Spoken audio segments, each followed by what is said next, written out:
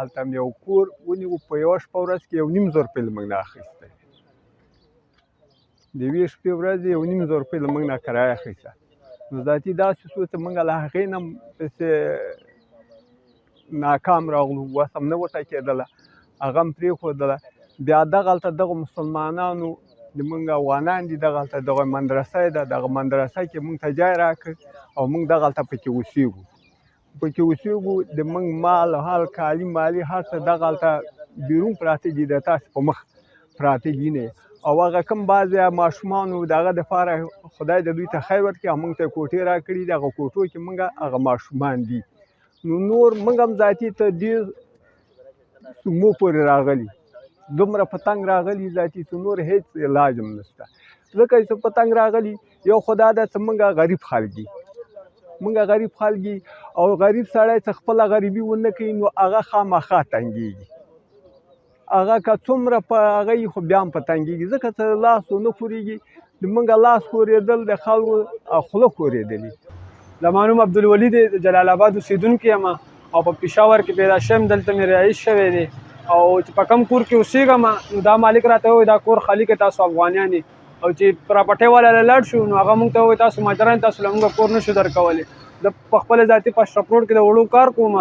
او زما واړه وروڼه خویندې زه په خپله د کور ذاتي مشر یم چې بهر راوځم نو پولیسان هم موږ نه پرېږدي لکه تنګۍ یم پریشانۍ یم موږ ته وایي چې تاسو د دې ځایږي نه لاړ شئ زما خپل 3 خپل ذاتي کورونه دي هغه زه په کرۍ باندې ورکوم نو چې څومره افغانز دي موږ به مخکې دیدو ته کورونه ورکول نو موږ دیدو سره ډېر خوشحاله مو دیدو موږ ته په ټایم باندې کرۍ هم راکوله او دیدو به ډېر ښه مو موږ سره به ډېر ښه پاتې کېده زموږ کورونو ته به نقصان هم نه رسولو خو اوس د حکومت د طرفه بندیز لګېدلی دی په دیدو باندې چې دیدو ته په تاسو کورونه په کرۍ باندې نه ورکوئ نو بس اوس موږ هم مجبوره شوي یو نو موږ اوس دیدو ته کورونه په کرۍ باندې نشو ورکولی ځکه چې حکومت بیا زموږ په ضد کاروۍ کوي نو اوس پاکستانیانو ته موږ کورونه ورکو لګیا یو خو هغه هم داسې ده چې د دیدو په پتاڼه کې موږ اندراج کوو د دیدو به پوره کرایدار فارم جوړو موږ او پوره اندراج به دیدو کوو انده ریکارډ به دیدو راولو هغې نه پس ته موږ یو پاکستاني سړي ته کور په کرۍ باندې ورکوو نو تاسو اوس د دې نه اندازه ولګوئ چې یو پاکستاني سړي دپاره دومره سختي ده نو افغان سړي دپاره به صحیح نو موږ حکومت بندیز لګولی دی چې افغانانو خلکو ته به تاسو کور په کرۍ باندې نه ورکوئ چونکې مخکې افغان وروڼه دلته کې لیګلي پاتې کېده قانوني څه مسایل نه وو ورته نو موږ هم هغو سره په ډاډه زړه باندې به خپل کار روزګار کولی شولو خرید و فروخت هم کولی شولو څه داسې جایدادونه دوکانونه کورونه چې کوم دی هغه په کرۍ باندې ورکولو معاملاتونه هم ډېر اسان وی خو چونکې اوس زموږ په ملک کې د دې خلاف چې کوم دی دا قانوني مسایل جوړ شوي دي نو د دې د لاسه چې کوم دی اوس ډېر زیات سختي راغلې ده او موږ چې کوم دی خپل چې کوم موږ سره مارکیټونه یا دوکانونه چې کوم په کرایې باندې ورکول دي نو هغې باندې اوس چونکې حکومت د طرفه سخته پابندي ده او مخنیوی دی نو موږ اوس افغانان وروڼو ته چې کوم دی مجبوره یو چې مجبورۍ د لاسه چې کوم دی موږ هغوی ته اوس دا چې کوم دی په کرایانو باندې نشو ورکولی بلکې چې کوم شته موجوده دي هغه موږ هغو ته سختۍ سره نوټسز کړي دي د متعلقه تانو له طرف نه چې کوم دی هغوی هم رابطې کړي دي او بارها یې ویلي دي او وروستو چې کوم دی د دې میاشت یوې نیمې نه چې کوم دی سختي ډېره زیاته شوې ده او اوس چې کوم دی هغوی باقاعده موږ ته سختۍ سره نوټسز کړي دي چې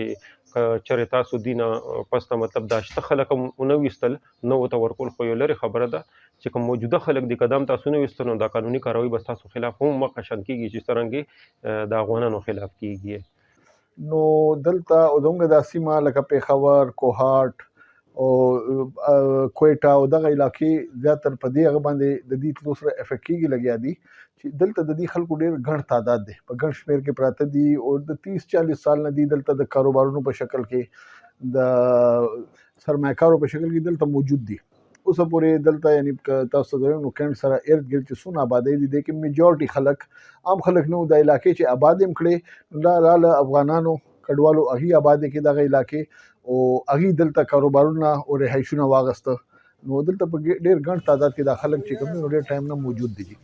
اوس دی په جبري تور باندې په هر لحاظ سره دی وباسي سټارټ خو دی اغستې دی د کیمپونو نه او دا د چې دی کې هغه خلک چې کوم دلته د ډېر ټایم نه پراته دي هغې دلته کاروبارونه کوي هغې دلته خرید و فروخت کوي یعنې زیاتر که موږ تاسو ته وویل نو په مارکیټ کې څنګه ما تاسو ته وویلې زموږ تعلق د صدر سره دی نو صدر نه ګیر چاپېره زیاته آبادي هم د دې افغانانو پرته ده نو دلته د کاروبار کې د هغې پوره حصہ ده، یعنی خریداران دی هغې سرمایه‌کار هغې دي، دلته چې کم کور خرڅېدو یا هغه کېده نو دوی به پای کې خامخا سرمایه‌کاري هم کوله. د کرایو په مد کې د ډېرو چې د خپلو جایدادونو اخیستو وس نه و، نو هغوی دلته د کرایدار په شکل کې په کورونو کې پاتې شوي دي. اوس موږ د لږ ټایم کې ګورو لګیا یو چې هغه ځایونه خالي کېږي لګیا دي، خلک دلته نه روان دي. نو ټایم به داسې و چې په صدر کې به یو ځای خالي کېدو نو 3 میاشتې مخکې به د هغې بوکینګ شوی و. اوس هم راځي، څه افغانان راځي چې کوم د پنجاب نه بل سایډونو راغلي دي، خو موږ هغوی لا د کرایې کور نه شو اخیستی. د ګورنمنټ د غاړې پالیسي داسې ده، سختی ده، او داسې ایس او پیز هغه کړي دي په پنډۍ کې، تاسو اورېدلي په دې بابت کې. او هغوی باقاعده کم خلک چې افغانانو له کورونه ورکوي په کرایه باندې او یا دوکانونه ورکوي په کرایه باندې، نو هغوی بابت کې هم دا اډر شوی دی چې هغوی به هم تاسو د قانون د هغه دایره کې دننه راولئ او په هغوی باندې هم تاسو کیس کوئ.